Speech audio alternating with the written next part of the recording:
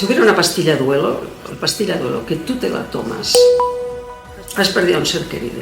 Vamos a imaginar esto, he perdido un ser querido, estoy fatal, y hay una pastilla duelo, y te la tomas, y no sientes nada, ni tristeza, ni enfado, ni añoranza, nada.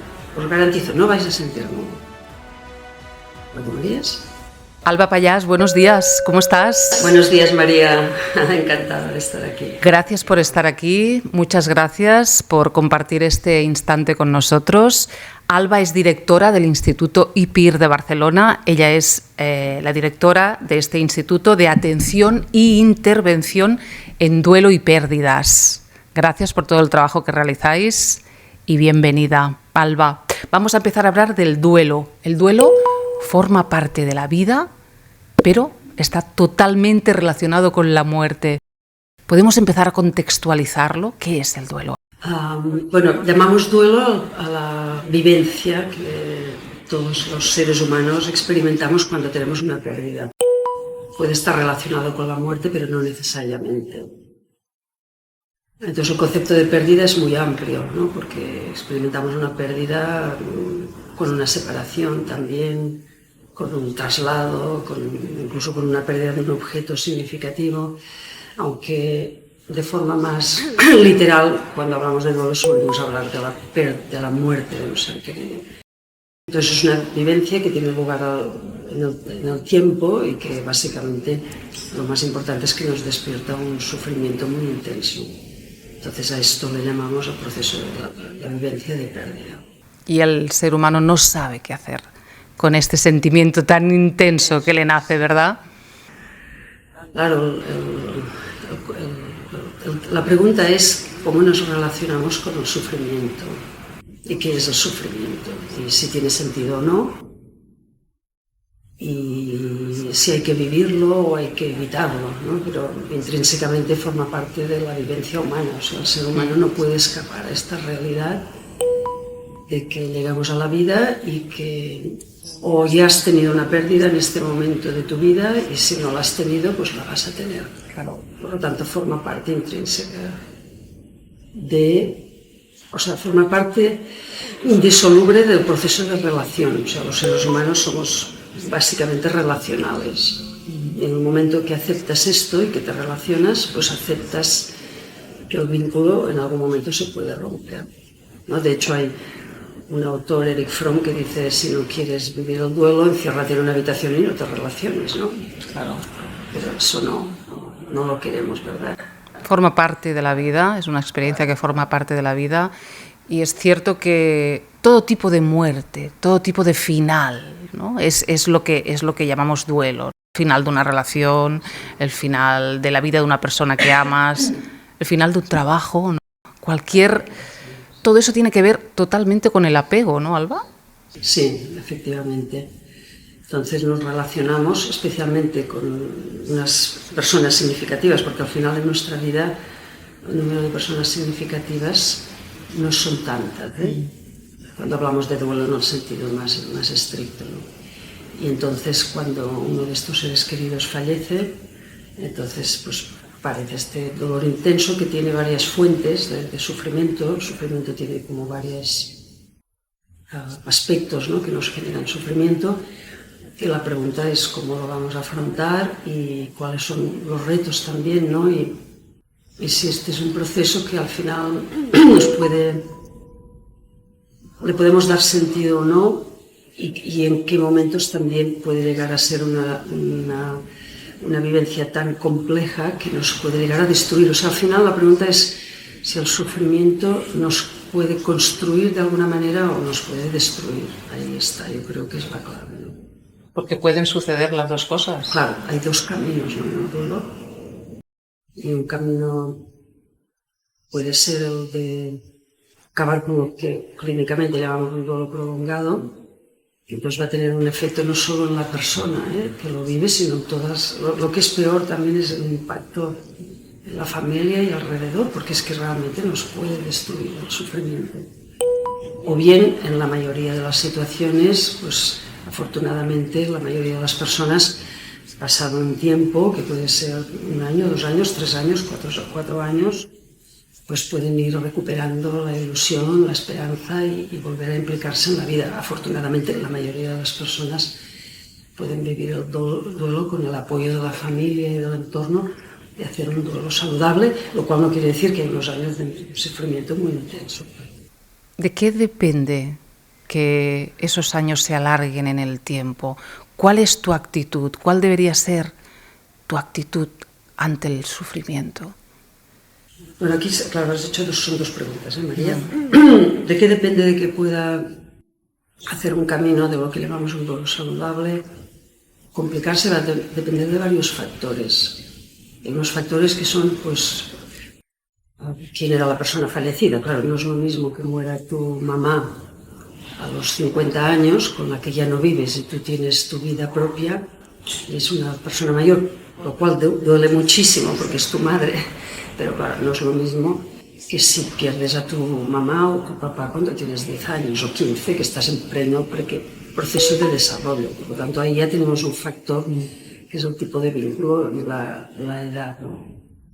Luego también va a depender de cómo ha sucedido la muerte. Claro, no es lo mismo perder a un ser querido en una muerte anticipada, si tu hijo, tu hija ha caído enfermo, tu pareja, y es una enfermedad que tiene un tiempo y tú de alguna manera te has podido preparar o te has podido despedir o no has podido expresar tu afecto, pues claro, esto se puede elaborar de una manera mucho mejor que si hay una muerte súbita donde no hay preparación, como puede ser un accidente o, por ejemplo, es un suicidio, donde evidentemente ya no es afrontar solo la pérdida de tu ser querido, sino el hecho de que se ha suicidado.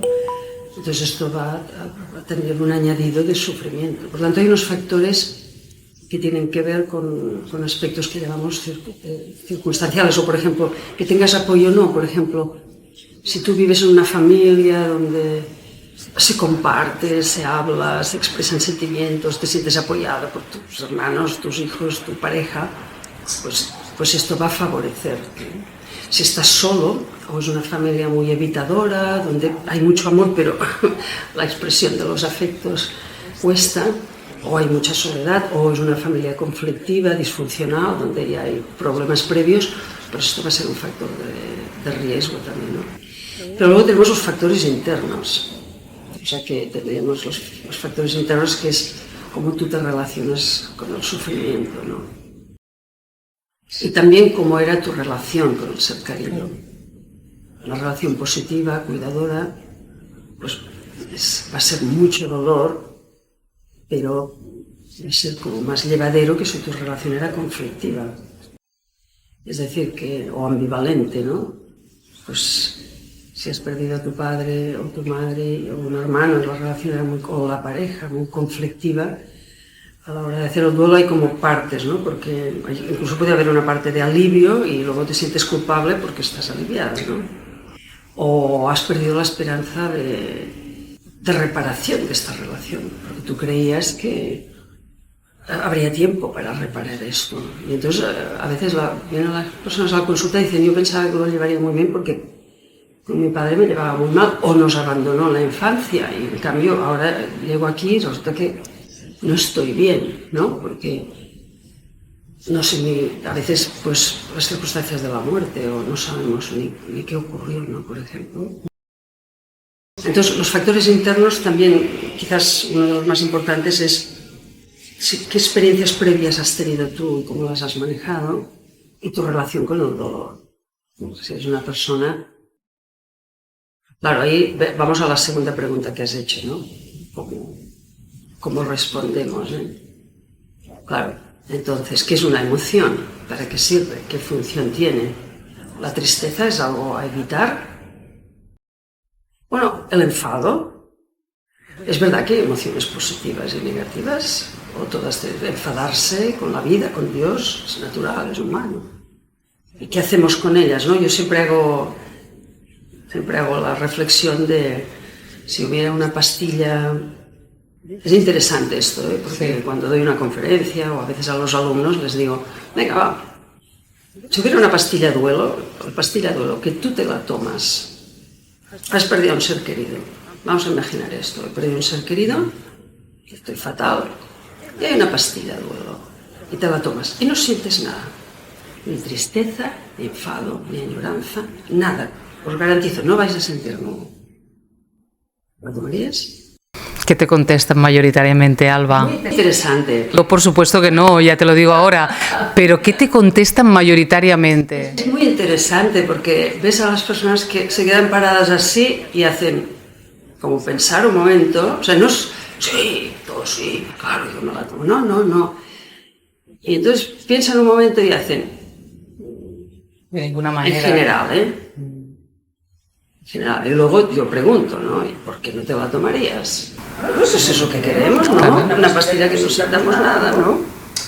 Y es muy interesante porque al final dicen, hombre, pero yo quiero sentir algo, ¿no? Es que, claro, sería como que no fuera humana, como que fuera una piedra, como que no he amado, como que no me importa, como que, vale, muy bien. Entonces, ya este es el primer paso a la pregunta de, porque si a la gente le preguntas directamente, ¿el sufrimiento tiene sentido o no? Te dirán que no, ¿no? Dicen, no, claro que no. Pero cuando haces la pregunta de esta manera, hombre, claro, algo. Y luego hay las personas que dicen, sí que me la tomaría, y cuando exploras, claro que sí, en un primer momento del duelo, cuando no puedes más, el sufrimiento es muy intenso, y es verdad, yo también en algún momento diría, ostras, darme una pastilla porque esto es insoportable. Y necesito dormir, necesito descansar, y tu cuerpo necesita descansar. O sea que no estoy diciendo que en algunos casos la medicación en duelo nos puede ayudar, sobre todo cuando el nivel de trauma es muy alto o la persona no puede dormir. Pero bueno, volviendo un poco al centro de la pregunta es ¿por qué no os la tomaríais? Porque queremos sentir dolor, ¿no? Recuerdo a este padre que su hijo murió en los atentados de Madrid y me explicó, yo fui al psiquiatra y le tuve que decir, retírame la medicación, y que yo no siento nada, yo necesito sentir la muerte de mi hijo. Necesito sentir la muerte de mi hijo, es interesante, ¿no? Necesitamos sentir ese dolor. Vale, entonces, ¿cuál es la conclusión? Que hay un sufrimiento intolerable que nos destruye y que lleva a un dolor complicado, ¿no? Que es una tristeza, una culpa, o un enfado, o un miedo, un trauma, que nos puede llevar a un dolor complicado y que hay que evitarlo y hay que trabajarlo. Y luego hay un sufrimiento necesario, no, más que necesario, indispensable, que es lo que nos ayuda a elaborar el duelo la pregunta es ¿para qué? ¿Para dónde? ¿A dónde? ¿No? Son preguntas. Sí. No lo sabes, ¿no, Alba? ¿Para dónde? No lo sabes. Tendrás que vivirlo. Tendrás que vivirlo, ¿no? Qué interesante el tipo de emociones. Es cierto, ¿eh? Socialmente algunas están establecidas como correctas y otras son rechazadas. La ira, el combatir, que es una cosa realmente sana, ¿no? Porque te activa tu energía. Están totalmente rechazadas socialmente. La tristeza sí. La tristeza / victimismo está muy aceptado, ¿no es así? Sí. Bueno, yo creo que en psicología hay como varios modelos, ¿no? Sobre el origen de las emociones, y cuál es su función, que es una emoción natural o una emoción secundaria, que le llamamos, ¿no? Es decir, hay una culpa natural humana y que nos ayuda a crecer, ¿no? Y ahora recuerdo esta madre que vino a nuestro grupo de duelo y nos decía, a ver, yo vengo a vuestro grupo de duelo, pero ya he estado en 2 y me he ido porque no me dejan hablar de mis sentimientos de culpa. En este grupo podré hablar de mis sentimientos de culpa. Wow. No, porque, claro, la culpa está totalmente desautorizada, como la tristeza también y el enfado, y es absolutamente natural y humano. O sea, a veces para hacer el duelo necesitas atravesar tu ira hacia Dios, hacia la vida, que se me han quitado lo que más yo quería, mi hija, ¿no? ¿Cómo no voy a estar enfadado? Y es una emoción natural que no hay que negarla, es importante atravesarla, somos humanos, ¿no? La tristeza igual y la culpa igual. La culpa es una emoción que tiene un potencial de transformación impresionante, que nos puede llevar a un cambio radical o muy importante en nuestras vidas. Y es verdad que hay modelos de psicología donde se ha puesto de moda lo de la psicología positiva, las emociones negativas, y claro, esto también, yo creo que bueno, ahí hay todo un debate porque tiene más un origen en el modelo capitalista también, que nos quiere felices, contentos y que no nos rebelemos, lo que has dicho tú.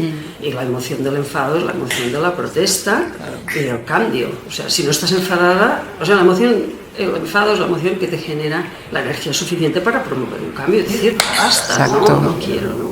Y poner un límite. Y claro, es importante hacer esta separación, ¿no? De lo que es una emoción natural que podemos transformadora y que necesitamos como seres humanos, y de lo que es una emoción destructiva, como la culpa también puede llegar a destruirnos, ¿no? Claro, que hay que atravesar. Claro, entonces nosotros, claro, cuando acompañamos a alguien es importante distinguir estos distintos tipos de emoción, porque a la hora de acompañar pues van a tener maneras distintas, ¿no? Y van a señalar también obstáculos distintos. Has nombrado antes la despedida. Es verdad, hay situaciones de vida donde eso no sucede. Tú no te despides de tu ser querido porque sucede algo de forma repentina. ¿Podemos transitar un duelo, Alba, sin tener esa despedida tan ansiada que nos hubiese gustado tener? ¿O podemos transformar esa despedida en algo que nos aporte continuidad y amor hacia esa persona? Claro, María, lo primero es preguntar qué queremos decir con despedirnos y si de verdad queremos despedirnos, y es un concepto válido para todo el mundo. O sea, porque yo he hablado, ¿no?, con tantas personas que he acompañado, y el concepto de despedida es muy distinto. Muchas personas me dicen, yo no me quiero despedir, y dentro de, yo siento a mi ser querido vivo dentro de mí y a mí me ayuda el sentirlo vivo y de ninguna manera me quiero despedir. O de una parte, claro que sí, nos tenemos que despedir de una parte porque él o ella ya no va a estar allá, ¿no? Y luego para otros sí, para otros el concepto de despedida sí, yo... O sea, hay un concepto en el sentido de cuando me desvinculo, hasta qué punto quiero mantener viva la figura interna, ¿no? Porque todos llevamos dentro de nosotros como una parte de nuestros seres queridos que dentro de nosotros con los que nos relacionamos, aunque hayan fallecido, nos relacionamos, ¿no? Y esto es muy personal, ¿no? Hay personas que lo viven de una forma muy bonita y escriben, y yo hablo con mi padre cada día o le pido un consejo, pero para otros esto no es así, ¿no? Y esto es importante cuando acompañamos, porque cada persona va a ser distinta, y para otros pues esto no tiene ningún sentido porque yo no creo en nada, y por lo tanto para mí es recuperar la ilusión y la esperanza, pero nunca se me ha ocurrido tener una conversación con mi ser querido. Eso por una parte. Y luego está el hecho de si te pudiste despedir o no, que efectivamente, claro, cuando acompañamos a un ser querido y hemos tenido la suerte de que ha habido una enfermedad, te vas despidiendo. Despedirte de una manera explícita, cuando tú lo puedes verbalizar y decir, o implícita, que a veces más que palabras es cómo lo hemos cuidado, cómo lo hemos preparado el té, cómo hemos estado a su lado, pues te ha permitido irte despidiendo. Claro, cuando hay una muerte súbita, esto es terrible porque hay tantas cosas que no hemos podido decir. Entonces aquí aparece todo el tema de cuáles son estas cosas que nos gustaría decir cuando alguien fallece, ¿no? Y aquí pues siempre está el tema de expresar la gratitud. Creo que es casi el más importante, expresar la gratitud, expresar el amor, que te quiero, y el perdón también, y perdóname, ¿no? Gracias, perdóname. Estos suelen ser las cosas que explican los atentados de las Torres Gemelas, ¿no? Pues esto es lo que Kubler-Ross siempre hacía esta, yo me formé con ella, ha sido mi maestra, y ella siempre explicaba en las conferencias que ella daba, ¿no? Era muy divertida, ¿no? Y decía, claro, en esa época no había móviles, y hablaba al público y le decía, vamos a ver, ¿queréis saber lo que es un asunto pendiente, no? Pues voy a daros una mala noticia, en 20 minutos va a caer una bomba, aquí estáis todos. Bueno, entonces decía, ¿cuántos de vosotros tenéis que ir ahí a las cabinas de teléfono a llamar a la gente? Y luego decía, ¿y qué vais a decir en esta conversación? Entonces, aparte del tema legal de dinero, dónde está el dinero, hacíamos la broma, ¿no? Entonces, gracias, lo siento, te quiero. Es que son tres frases tan poderosas, María. Sí. Sentidas, dichas. Son tan transformadoras, ¿verdad? En el presente, dichas así.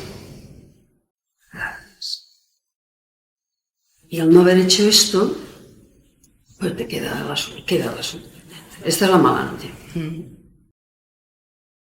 La buena noticia es que la relación continúa. Y aunque la persona no esté aquí, aunque esta persona haya fallecido de 20 años o viva en otra parte del mundo, tú puedes hacer este acto, ¿no? Claro, vosotros habláis de rehacer los vínculos. Claro, resignificar y rehacer, es decir, porque esto es como un milagro, ¿no? La verdad es que pienso que es que misterio, ¿eh? Es decir, que los asuntos estos se generan interpersonalmente, relacionalmente, pero se resuelven psíquicamente. Es decir, que yo puedo perdonarte a ti y perdonarme a mí por el daño que te he hecho sin que tú estés allá. Esto es milagro y funciona, ¿no? Y cuando la persona se rinde un poco, porque para hacer esto, tú lo has dicho, tienes que decir sentido. ¿Sentido qué quiere decir? Sintiendo el dolor y la pena por no haberlo hecho antes, por esta vida. Pero al final aquí, María, tocamos un tema de cómo de rápido pasamos por la vida sin estar presentes en las relaciones. Porque, ¿no? Lo que decía Kubler-Ross, dice, ¿por qué no lo habéis dicho antes? ¿Por qué habéis esperado aquí a decir estas cosas? Pero esta es la realidad. Sí, sí. ¿Dónde estabas tú en esa relación? ¿Dónde estabas? Y en ese momento, ¿no? Porque, claro. Porque tú dices, ¿gracias de qué? Porque lo que hacemos en terapia de duelo, ¿no? Le tengo que dar las gracias, ¿por qué le tienes que dar las gracias? Vamos a hacer una lista de todas las cosas que esta persona hizo por ti, ¿no? Y luego vamos a los recuerdos estos de cuando yo estaba allá con mi madre o con mi abuelo o con mi hermana, pasó algo tan importante, pero son unos momentos estelares, unos recuerdos. En la vida son momentos, ¿no? ¿Dónde estábamos allá? Claro. No estábamos presentes. Y ahí ocurre algo.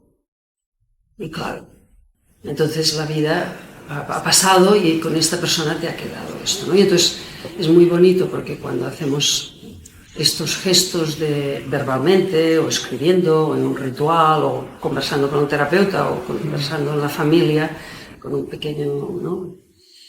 Pues realmente luego te sientes algo, es como un misterio, ¿no? Porque es como si da más sentido a la relación y entonces esto duele menos, o sea, la sensación es de que duele menos, ¿eh? Claro, por eso supongo que damos tanta importancia a la despedida, ¿no? Queremos concentrar ahí todo lo que no hemos dado durante la relación. Eso es prácticamente imposible, ¿verdad? Sí.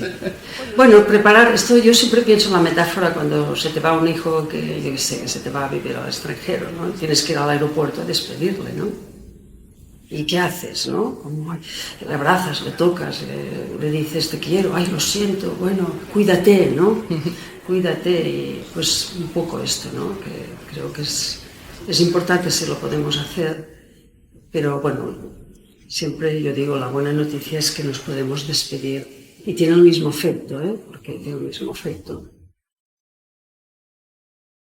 Y tenemos una sensación de reparación de eso, ¿eh? Un gesto interno, ¿verdad? Claro. Ese gesto interno, que solo depende de ti, es en tus manos, ¿verdad? Independientemente de la otra persona.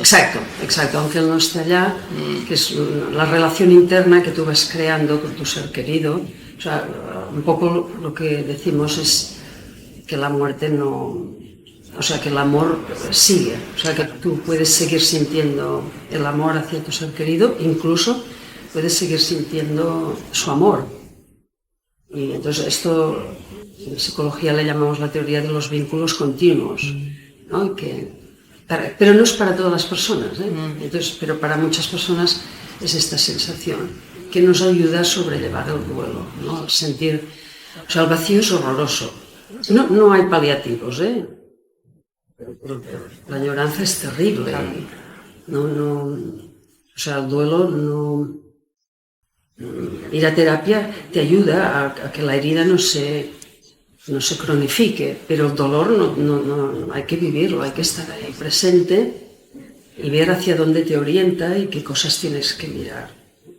Y entonces, en el dolor del duelo, por una parte están las circunstancias de la muerte, el dolor de todo lo que sucedió alrededor de cómo murió. Este es un dolor que sí que yo creo que cuando pides ayuda te podemos ayudar en terapia de duelo muy bien, del trauma, de si has visto el cuerpo, si había percepción de sufrimiento o la incertidumbre de que no sé qué pasó porque yo no estaba allá. Todo esto se elabora muy bien hoy ya tenemos muchas maneras de ayudar. Pero luego está la parte relacional, que es pues, lo que estaba, ¿no? La añoranza, pues... Algo muy íntimo y personal que solo tú, ¿verdad? Puedes ver y puedes elaborar de alguna manera. Te oí decir alguna vez, Alba, algo muy interesante, que es que si tú no asumes tu duelo, alguien lo va a asumir por ti. Eso en las familias se ve muy bien, ¿verdad? Porque si falta la madre y el padre no asume ese duelo, quizás los hijos van a tener no uno, sino dos duelos. Me parece muy interesante eso, sí. O sea, la expresión sería que cuando tú estás en duelo y vives este sufrimiento tan intenso, va a afectar a las personas de tu alrededor. Entonces lo que hemos visto es que si las personas de tu alrededor son adultas y lo pueden entender, ¿no? Pues tu pareja va a entender, pues tú no estás bien porque te ha pasado esto, ¿no? Pero los niños, los adolescentes y adultos jóvenes que están en un proceso de desarrollo, claro, esto les puede causar un impacto muy, muy importante. De hecho, se ha estudiado mucho ya en estas últimas décadas y está demostrado que los adultos que fueron niños en duelo pueden sufrir unas consecuencias catastróficas en su vida. Por ejemplo, el aumento de divorcios, muy interesante, más susceptibles a la depresión, a trastornos bipolares, en la adolescencia y adultos jóvenes más proclives a trastornos de alimentación, a consumo de drogas. Y lo que es interesante aquí es que el duelo de ellos no es tanto la pérdida, bueno, es por una parte la pérdida del progenitor o del hermano, pero a veces la parte más importante no es la pérdida del ser querido, sino que papá y mamá o mamá dejaron de estar disponibles para mí. O yo vi a mi mamá con una depresión, no se levantaba de la cama. Claro. Entonces este doble duelo, este segundo duelo, tiene un efecto más devastador, ¿no? Como me decía una paciente ¿no? Me decía, yo perdí a mi hermanito cuando yo era pequeña, ¿no? Y entonces yo le pregunto, háblame de tu hermanito, y me mira y me dice, no, si mi duelo no es mi hermanito, yo no me acuerdo de él, era muy pequeña, y él era muy pequeño, me sabe muy mal que muriera, claro que sí, bueno, lo siento mucho, pero yo estoy aquí porque yo perdí mi infancia, tuve que cuidar a mi mamá siempre estuvo deprimida, me culpabilizó a mí del accidente, indirectamente, porque parecía que le molestábamos, el resto de los demás, me tuve que ocupar de mi hermana pequeña, y toda mi vida la organizan alrededor de esto, incluso tomando, por ejemplo, el escoger la profesión también, Parece que te suena esto. Afecta en todos los campos, ¿no? Afecta en todos los campos. María. Todo, María, es muy Qué increíble. Muy claro, entonces aquí, ¿qué hacemos hoy? Cuando acompañamos, esto es algo nuevo, cuando yo empecé a estudiar en duelo hace ya 30 años, no hablábamos de esto. Y luego han salido varios expertos en duelo que nos han ido señalando y nosotros también lo hemos visto, porque cuando yo empecé a trabajar decíamos, los niños son muy resilientes, porque mira, juegan, ¿cómo ves a tus hijos? Bien, está jugando. Y a tu adolescente, has salido con los amigos, sí, pero ellos, lo que ocurre es que, por ejemplo, cuando nosotros los adultos estamos en depresión, estamos 24 horas mal, ¿no? Pero ellos no. Ellos la depresión es encubierta. Pueden estar en depresión y salir por la noche a bailar, pero no están bien. los ves jugando, pero no están bien. O sea, entonces, claro, no le da, ahora para nosotros, para los terapeutas de duelo, esto es un tema central. Es decir, que desde el minuto 1, cuando acompañamos a alguien, siempre preguntamos, ¿no? Hay vulnerables en la familia, hay dependientes, y aquí hablo de niños, adolescentes, neurodivergentes. Tienes a alguien, una persona con una discapacidad intelectual, sobre todo, que va a depender de ti. Y entonces ayudamos, ¿no?, a estos padres a cómo responder para que sus hijos no tengan este doble duelo. Otro tema es cómo mueren las personas o cómo eligen ese final de sus vidas. ¿Se muere como se vive, Alba? No, yo creo que hay ahora unos tópicos también, unas frases hechas, es, ¿no? Verdad, eso sí. Se muere como se vive. Yo creo que se muere como se vive. Bueno, pues no sé si esto es una verdad absoluta, ¿eh? Sí que es verdad que el proceso, claro, al final, en un proceso anticipado, tú vas a tomar tus decisiones sobre qué quieres hacer, con qué quieres estar, cómo lo organizas, que va a depender otra vez de tu manera de vivir la vida, de relacionarte con el sufrimiento. Claro, es que al final y no es un juicio esto, porque cada persona hace lo que puede, pero la tolerancia al sufrimiento, ¿no? La tolerancia al sufrimiento te va a permitir, o sea, al final hay un tema de fondo aquí, que es, como más tú toleras el sufrimiento, más posibilidad tienes de estar en relaciones íntimas. Y también, claro, de preparar tu muerte o vivir tu duelo. Si tienes mucha dificultad en tolerar tu dolor, tus emociones, entonces necesitamos construir unas corazas de estoy bien, corazas de creencias. Te vas a proteger. Te proteges, ¿no? Una armadura. Construyes una armadura, que puede ser que ya la tengas construida desde la infancia, o la has construido ahora. Y entonces esta armadura te protege y te aísla. Los muros de silencio, ¿no? Yo sabía que mi mujer estaba muy mal y moriría. Y ella también lo sabía. Y ella sabía que yo lo sabía. Y nunca nos dijimos nada. Entonces, murió, o mi hijo, me decía este padre, que era tan emotivo, y decía, es que mi hijo, un adolescente joven, me miraba, que tenía un tumor, y yo ahora sé que él quería tener una conversación conmigo sobre su muerte. Porque él lo sabía, pero yo estaba en la lucha y decir que no queríamos como que... Y murió y nunca tuvimos esta conversación, ¿no? Y claro, yo lo entiendo, o sea, lo entendemos todos, sí, porque predicar de esto es muy fácil, ¿eh? Sí. Pero atravesar este muro de silencio y abrir al dolor y abrazarnos y llorar, hablando de la muerte, pues quizás lo hubiera hecho bien a los dos, ¿no?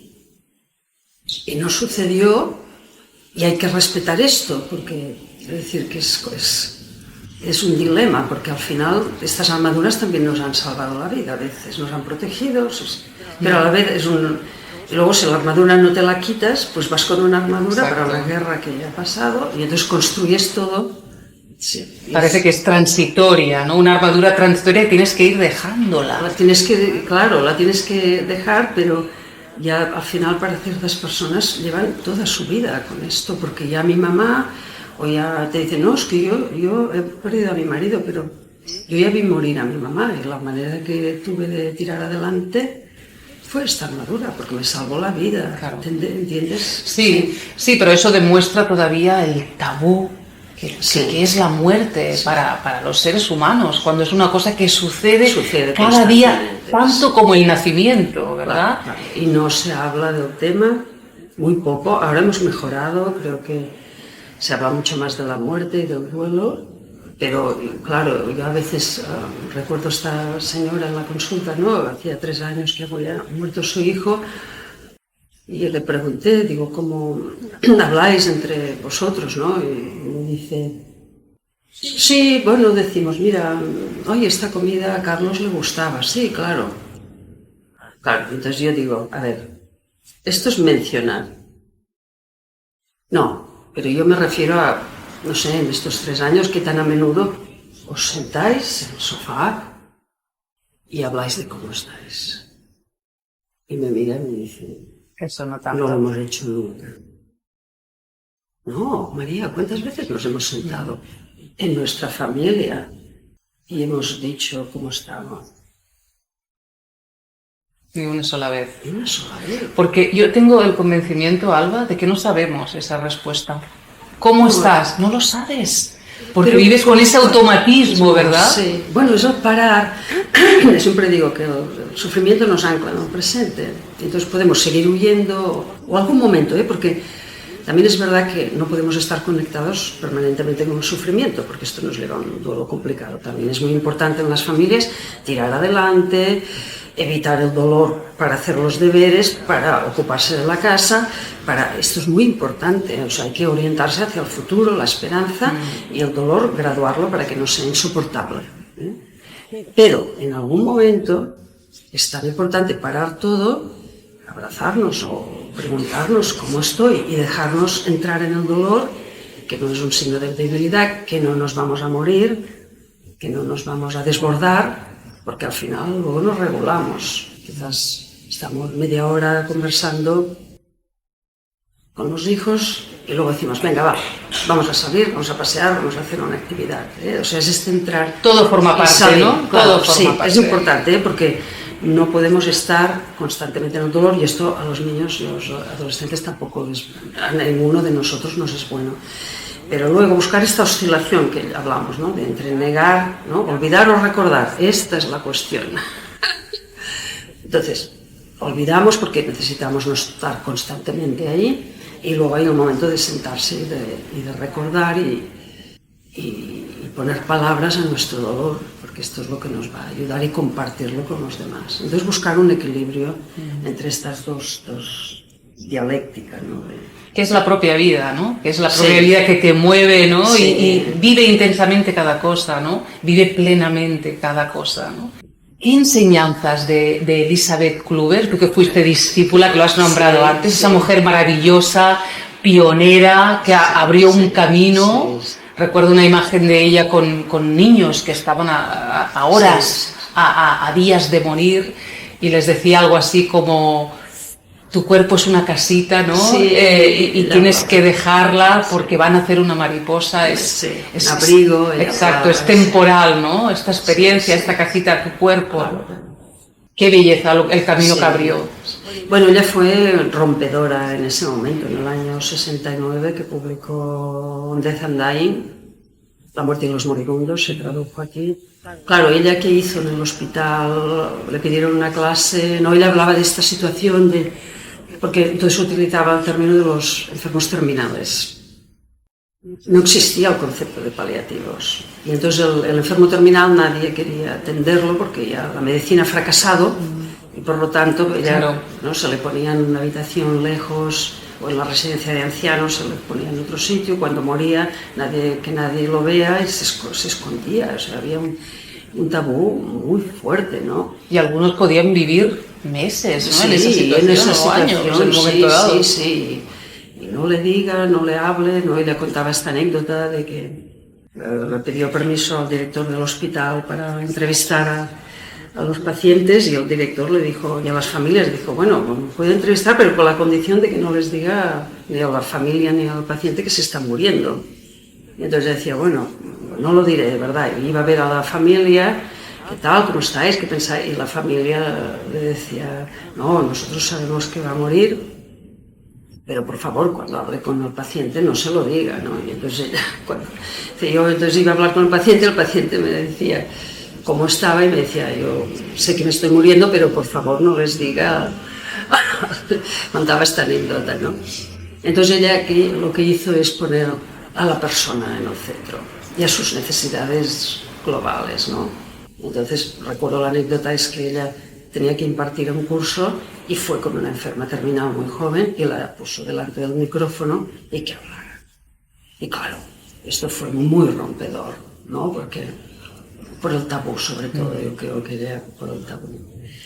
Y luego pues ya publicó su libro, que fue un bestseller, y bueno, yo la conocí, tuve la suerte de formarme en la, y fui miembro hasta que cerró la fundación de Kubler-Ross en Estados Unidos, y formarme con ella. Entonces, claro, era una mujer que puso todo el centro en las necesidades de la propia persona, y sobre todo en la expresión emocional de lo que estaba sintiendo y en el romper los muros de silencio, romper la negación alrededor de este tabú. Yo creo que ella trabajó mucho por esto, ¿no? Luego tuvo el gran problema de que se atrevió a hablar del más allá. Sí, claro. Experiencias cercanas a la muerte, también entró ahí. Claro, porque Raymond Moody estaba publicando en ese momento. Entonces ella entró allá y ahí la acribillaron. Claro. El estamento médico, yo no sé, aquí que creo que se mezclan varios temas también, ser mujer, ¿no? Pues sí, y entonces atreverse a hablar de temas, sí. También ella, pues científicamente no llegó a publicar, se dedicó mucho a la divulgación. Entonces yo ahora me parece una paradoja, porque la acribillaron y le quitaron los doctorados honoris causa por hablar de esto. Y en cambio ahora tenemos un montón de médicos y se publica en el Lancet y en el JAMA, todo sobre experiencias. No puede estar más de moda, ¿no? Está de moda, se investiga, por fin. Mi sensación, Alba, es la muerte sigue siendo un tabú, pero ahora hemos pasado directamente a las experiencias cercanas a la muerte y todas esas experiencias y gamas que suceden. Pero la muerte el proceso nos la hemos saltado, ¿verdad? Sí, un poquito, tienes razón, sí. Hombre, yo creo que es bueno, porque sí que es verdad que es incomprensible que la ciencia no dedique atención a estas experiencias que llevamos siglos desde los egipcios, que están descritas, o sea, claro, que es un fenómeno universal, tipificado, que se sabe que no es una alucinación, por supuesto, y que cómo es posible que la ciencia no invierta en algo tan... Que además yo creo que ahí también hay un tema de... Porque claro, sacude todo, Claro. Va a sacudir los valores, va a sacudir también el concepto del capitalismo, todo, porque es que claro, si esto es verdad, deberíamos cambiar, organizar todo de otra manera. Y yo creo que también ahí, no sé si hay algunos intereses. Yo estoy muy contenta de que ahora se hable mucho de esto y se investigue y se divulgue. Pero tienes razón que en el tema del acompañar a morir, pues yo creo que desde Paliativos se ha hecho un trabajo excepcional en este país, en toda Europa, en todo el mundo, pero aún hay mucho que hacer, Aún hay personas pues, que mueren sufriendo y con este sufrimiento emocional por las dificultades en la familia. Claro. Porque es un tema de educación, que antes decías, es que ¿quién nos ha enseñado? ¿no? Claro. ¿Cómo es posible que en todo el bachillerato, cómo es posible que en una carrera de medicina no se hable del mundo emocional? ¿Cómo es posible que puedes hacer toda tu carrera de psicología sin haber hablado de las pérdidas de tu vida? Porque no hay en el currículum una asignatura obligatoria.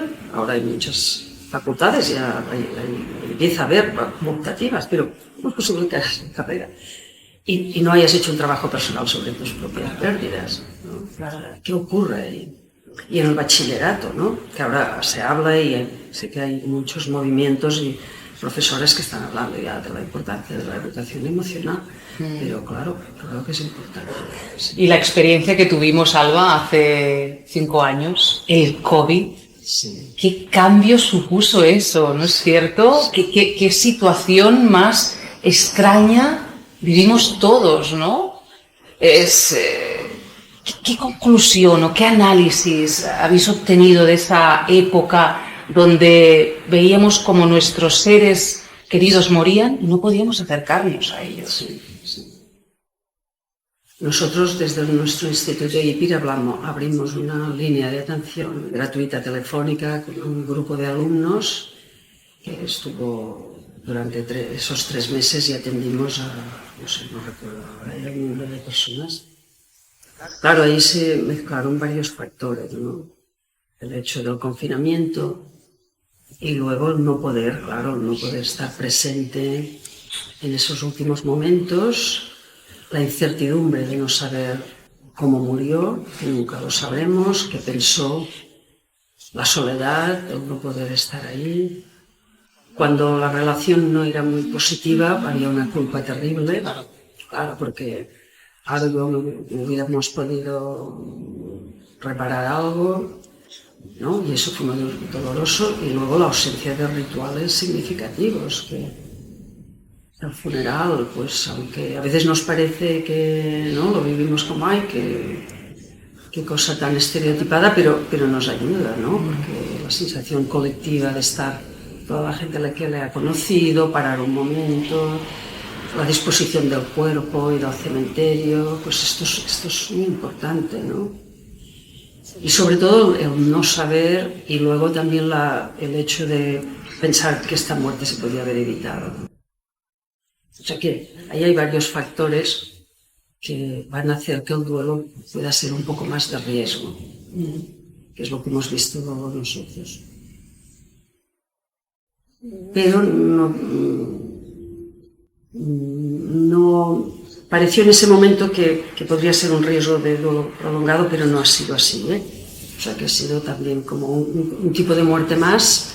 Yo trabajé en los años 90, finales de los 80, con el tema del VIH, también hubo mucho estigma y bueno, pues al final han sido pues circunstancias de la muerte más complicadas que sí que son un factor de riesgo, pero quizás no como habíamos previsto.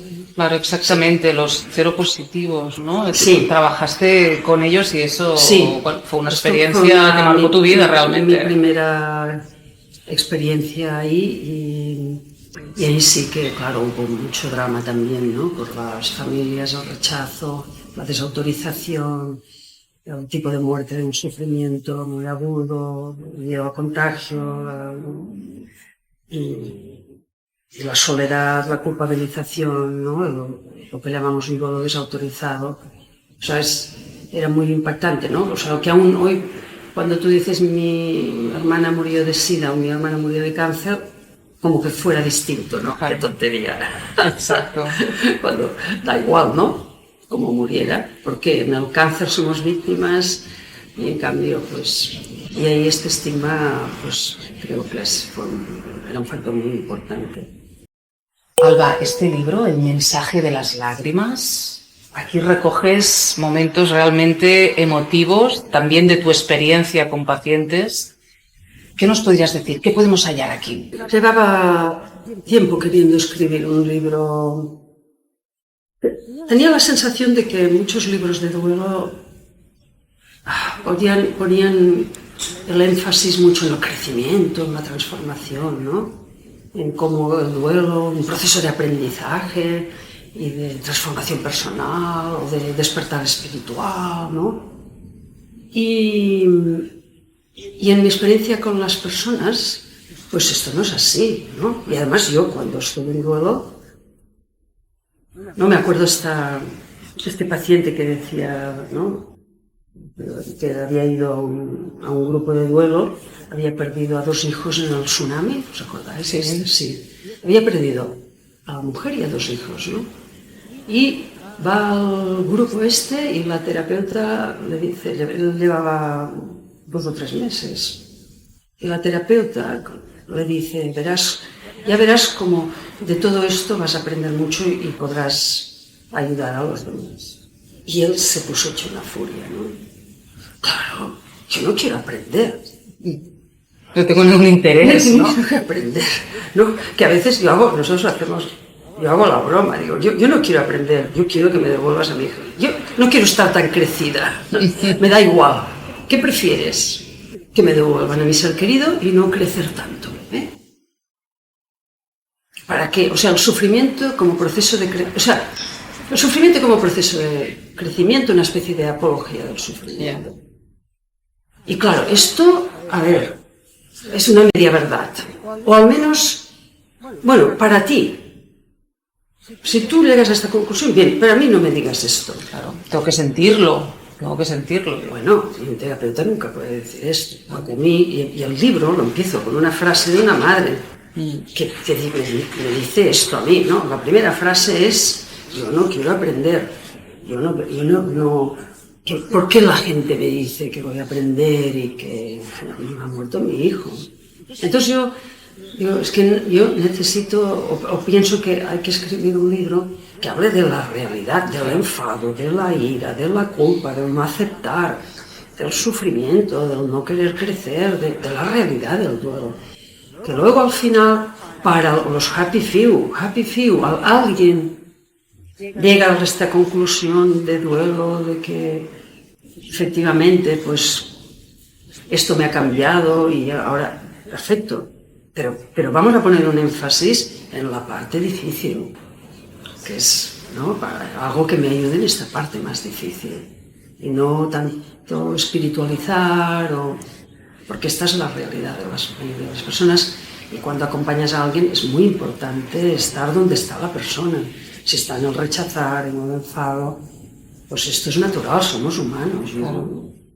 Y entonces también desde la psicología transpersonal, que tiene mucho valor, claro que sí, yo me he formado ahí también, pero el no sublimar, la idea de sublimar, no sé si os acordáis, en el bachillerato estudiábamos la sublimación, había el proceso de sólido a líquido y de líquido a gas. Exacto. Y sublimar era ir de sólido a gas, o sea, sublimar quiere decir que te saltas una etapa. Y entonces esto es muy peligroso, ¿no? Porque teniendo creencias es una tentación, ¿no? Pues ya voy a las creencias directamente y me salto el sentir el dolor, el grito de dolor, ¿no? El grito de dolor de no, ¿por qué? No quiero, no lo acepto, que es lo natural. Y es un grito que es importante hacerlo, porque hay un sentido allá, porque cuando entras en este grito, pues tocas la parte más humana y real, porque lo vives. Y lo otro es un proceso cognitivo. Exacto. Claro, que por esto hay libros de duelo que se llama Aprender de la pérdida. Y entonces yo este libro pues lo tiraría a la basura cuando se acaba de morir un ser querido. Claro. Quizás más adelante pues tiene más sentido, ¿no? Pero no para todo el mundo. Entonces yo con esta idea escribí este libro que intenté que fuera lo más honesto posible, en el sentido de explicar lo que yo he aprendido, utilizando muchos ejemplos de pacientes míos, y ser honesta, en el sentido de que pues hay gente que llega hasta aquí, hay gente que, ¿no?, y que me ayuda a mí cuando me siento culpable, cuando estoy enfadada, cuando no sé cómo murió, cuando he tenido miedo, Entonces, bueno, pues este libro surgió, además yo en ese momento estaba viviendo un proceso de duelo muy duro y creo que esto me ayudó en la honestidad, porque cuando estás acostumbrado a dar clases, ¿no?, o a hablar, es un poco el peligro y no, estar en la realidad como persona en duelo, que yo creo que esto es realmente anclar en la realidad. Y bueno, por esto escribí este libro, que intento que sea, o sea, que si estás en duelo, empieza desde el principio.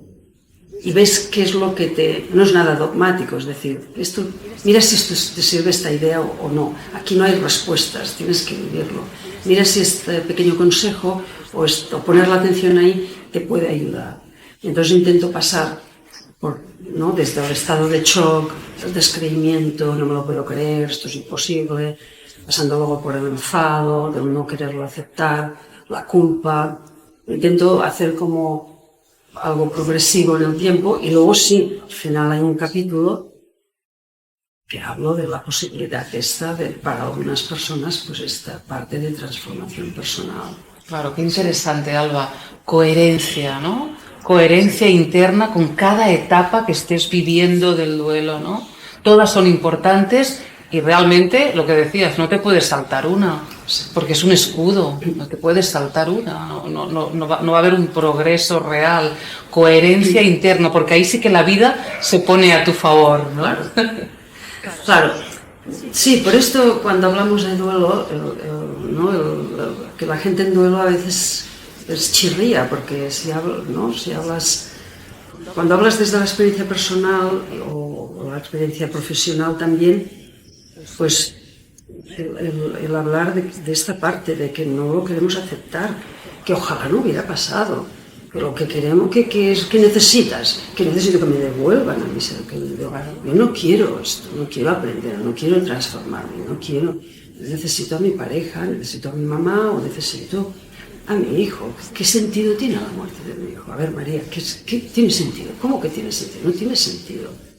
¿Cómo puede ser que muera? Nosotros, una madre nunca debería enterrar a un hijo. Por lo tanto, no tiene sentido. Una vez dicho esto, cada uno en su camino de duelo encuentra unas luces.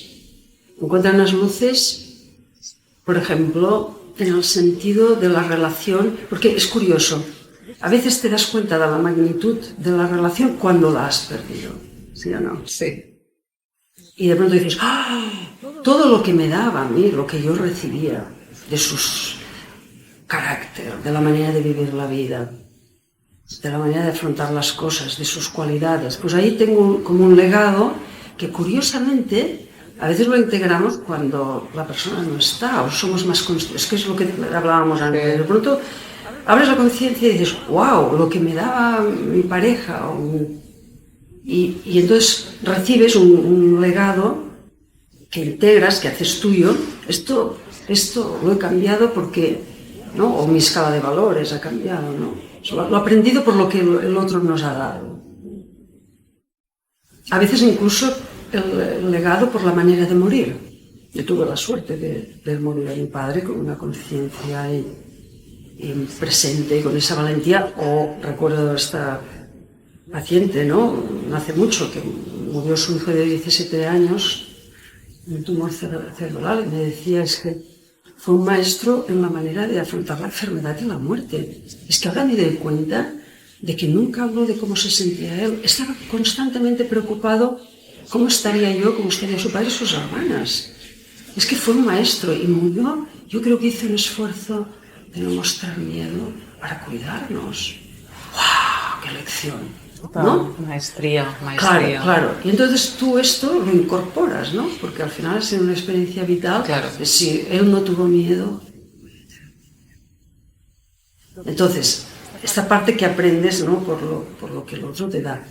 Y luego también lo he aprendido en el proceso, porque cuando atraviesas estos momentos de enfado, de dolor, de pena, es toda una lección de autoconocimiento y de fortaleza, porque yo al final digo, es que no entiendo cómo lo he podido afrontar, cómo has podido, ¿no? Y escucho estas personas en mi duelo que me dicen, es que nunca imaginé que podría llegar a superar esto conmigo, ¿no? Y, o sea, que sacas fuerzas al ser humano, es una cosa.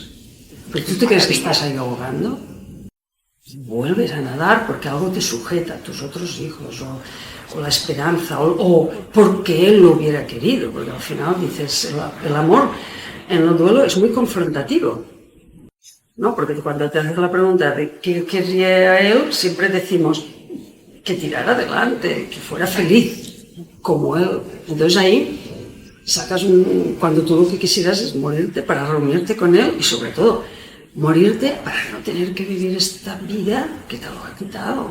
Porque vivir la vida es implicarte, ¿no? Cuando exploramos un poquito el deseo de morir, hay por una parte el deseo de reunirme, si eres creyente, pero luego hay una especie de claudicación de enfado, ¿no? Y la persona dice, pues no quiero jugar a este juego. Claro. Tú me has quitado a mi ser querido, pues yo me voy de aquí. Negación. Claro, y las maneras de morirte son muchas. Puedes morirte estando siempre de mal humor, no implicándote en la vida, fracasando laboralmente, decidiendo no tener pareja, no tener hijos, ¿no? O estando deprimida. Por lo tanto, ahí también hay un aprendizaje de superar tu dependencia, porque el sentido de la vida, al final, ¿por dónde pasa nuestro sentido de la vida? Claro que el sentido más importante de la vida suele pasar por las personas significativas, pero hay una parte que tiene que surgir de dentro de ti, porque las personas... Y entonces al final es decir, bueno, pues el sentido de vida es ¿qué hago yo en el mundo? ¿Para qué he venido aquí? ¿Para qué? Entonces, en el sufrimiento hay esta oportunidad, porque es muy interesante, ¿eh? Si yo pregunto a las personas, preguntamos, ¿no? ¿Cuál es la cosa más real que te ha pasado en la vida? ¿Cuál es la cosa más real que te ha pasado en la vida? Qué buena pregunta. Maravillosa. Muchos vamos a decir la enfermedad de mi hijo, la separación tan... Es muy interesante. ¿Y por qué es real? Porque te ancla en el aquí y la ahora, nos dejamos de tonterías y estás tú con un espejo delante tuyo. Porque te hace presente esa situación. Estás presente. O sea, es real porque cuando te sucede esto, ya estás de tonterías, ya vives en tu cuerpo, no a 2 metros. Bien. Y luego porque te pone el espejo delante de cómo lo voy a vivir. Por lo tanto, eres tú, estás sola, ¿eh? Yo estoy sola cuando estoy en este dolor. Claro que tienes ayudas, pero... Entonces ahí, claro, al final del duelo también muchas personas dicen, es que, claro, yo ahora me veo distinto. Ahora me veo una transformación interior, más fuerza, más tolerancia, me conozco mejor, más clara, mis valores han cambiado, ¿no? Esos son los inputs y el feedback que recibís de un duelo realmente realizado, ¿verdad, Alba? Sí, pero al final, esa transformación, claro. Al final, sí, claro, al final, Claro. ¿no? Pero estamos llegando al final de la entrevista y del duelo, Sí, me da la claro. sensación ahora, Sí, una cosa que me parece maravillosa. Pero para llegar ahí, nada de sólido a gas, ¿eh? Antes tienes que haber gritado, sentido metafórico, claro, Sí. haber, pues igual deseado morir, estar enfadado con Dios, con la vida, estar en el sofá pensando que no te vas a levantar más, o sea, lo que llamamos atravesar este dolor. Y entonces hacemos esta transformación, algunas personas de alguna manera y en algunos aspectos, gracias a esto. O sea, no es un proceso cognitivo, lo que quiero decir, porque la sublimación siempre es cognitiva. Cuando sublimo es, bueno, está con Dios, esto me va a ayudar a crecer y ahora me pongo a ayudar a los demás. ¿Para qué, no?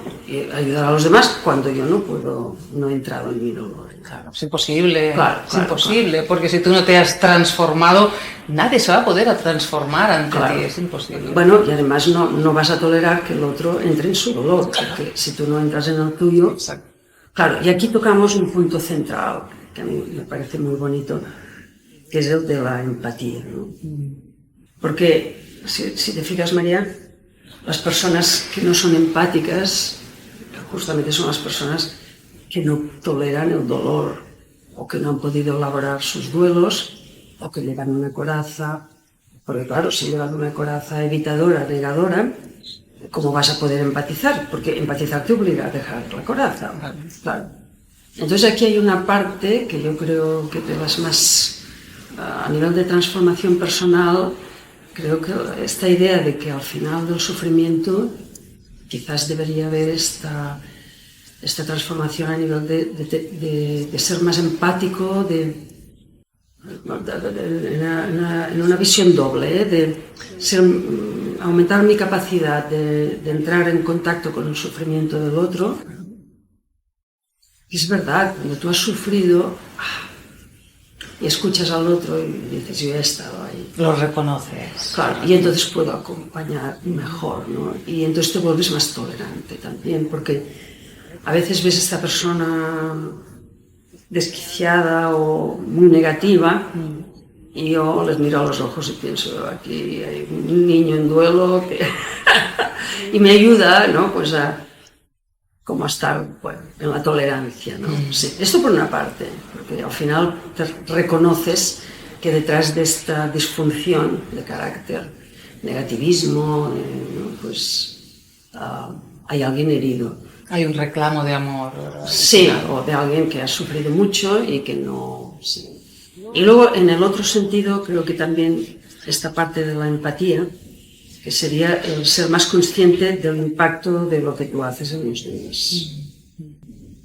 Que esto es muy importante. Sí. Porque creo que la empatía tiene que tener esta segunda acepción. Es decir, que de pronto, claro, porque en duelo siempre nos quejamos, es que la gente... Y luego dices, pero yo, ¿cómo lo he hecho hasta ahora, no? Yo he escuchado, yo he tenido en cuenta, y luego de pronto dices, ¡ay! pues esta persona a la que estaba criticando tanto tiempo, ahora me doy cuenta de que lo que le ocurría era esto, ¿no? Y yo, ¿qué daño le he hecho, ¿no? Con mis juicios, con mi... Claro, entonces ahí yo creo que al final del duelo podría también haber esta parte de ser más consciente del impacto. Y entonces ahí tendríamos la parte, yo creo, transformadora del sufrimiento, en el sentido de decir que el sufrimiento podría ser un acicate para la mejora de nuestras relaciones, en este sentido de la empatía, de ser más conscientes del dolor que yo causo a los demás. Entonces quizás ahí podríamos hablar, ¿no?, de esta parte existencial, espiritual, ¿no?, bueno, como si es que el dolor tiene que tener algún sentido, quizás por ahí se podría encontrar alguna luz, ¿eh? Muchas personas deben abrazar esa parte, ¿no, Alba? Al final del duelo, porque es un camino que te lleva directamente, es un camino ineludible, vas a acabar ahí. Bueno, yo veo, siempre digo que al final del duelo hay como dos finales, ¿no?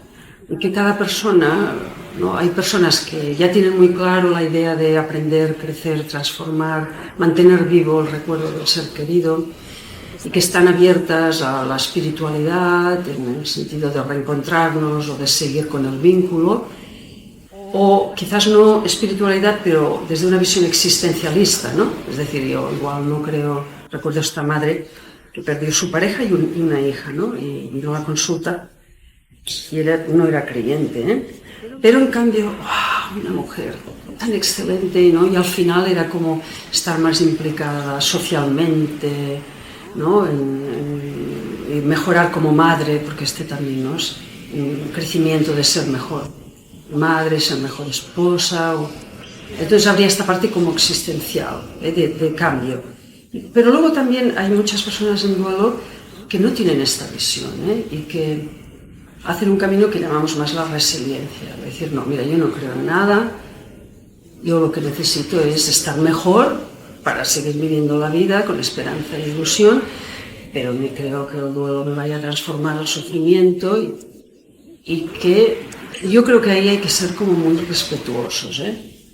¿Se entiende lo que digo? Sí, se entiende perfectamente. Claro, porque no... Bueno, es cada uno como lo ve, como lo vive.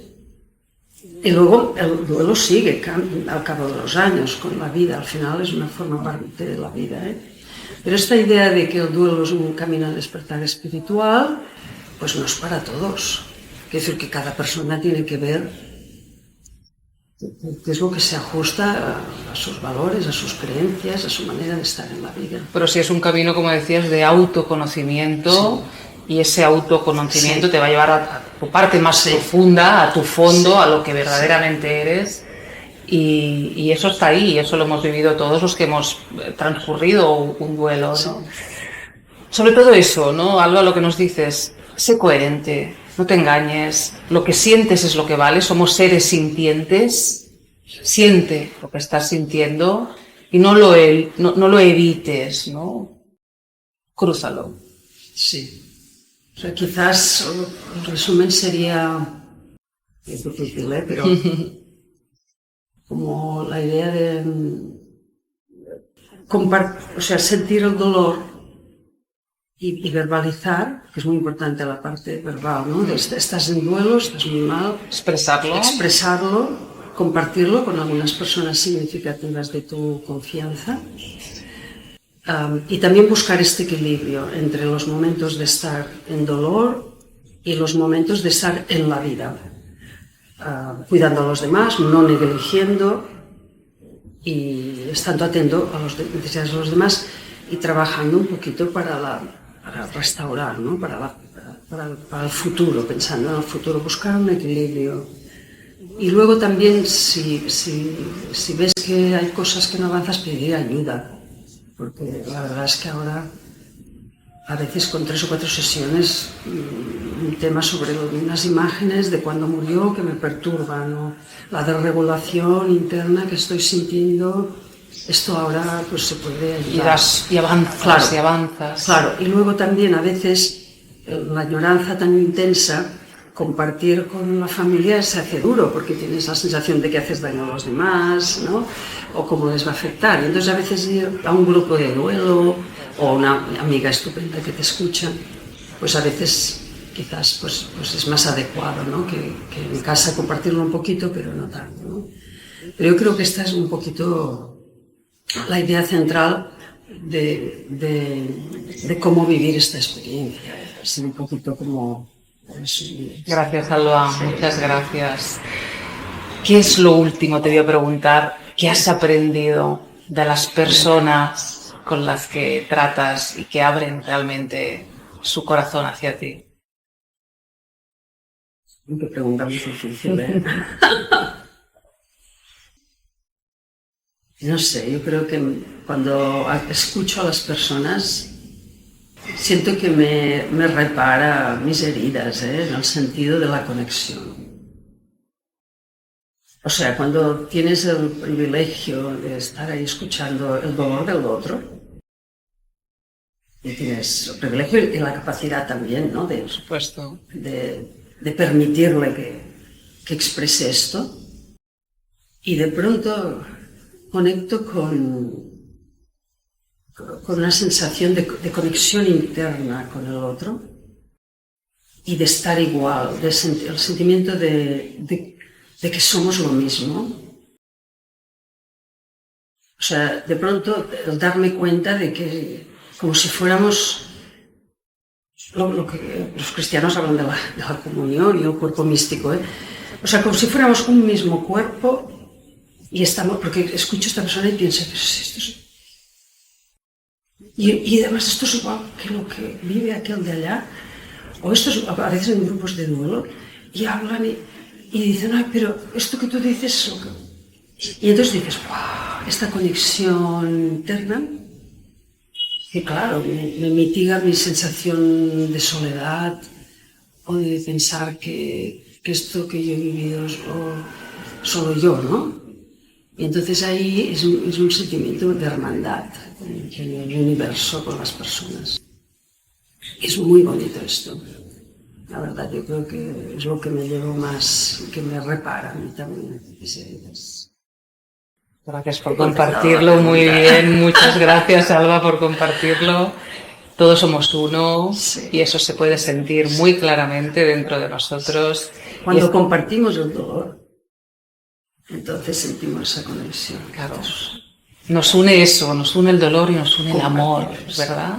Bueno, porque el dolor y el amor. Cuando el dolor hay amor. El dolor es el precio, pero es lo que... Exacto, amor, no están separados, sí, ¿no? Sí, sí. Muchas gracias, María. Muchas gracias a ti por darme esta oportunidad. Gracias por estar aquí, muchas gracias.